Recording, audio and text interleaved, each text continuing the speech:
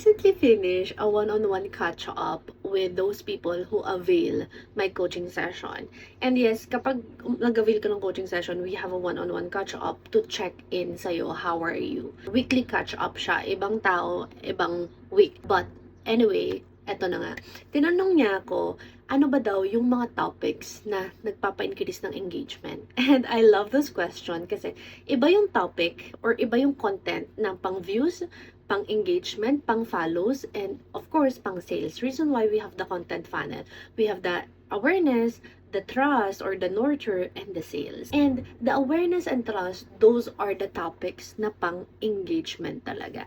And ang masasabi ko lang, the topics is nakadepende yan sa kung anong industry mo. I would definitely love for you to post content na controversial content. It is something na not everyone will agree sa'yo. And that's what I'm doing with my TikTok, with my Instagram, and for my clients as well. I recently post a content sa Instagram and I agree na hindi lahat talaga mag-a-agree sa'yo.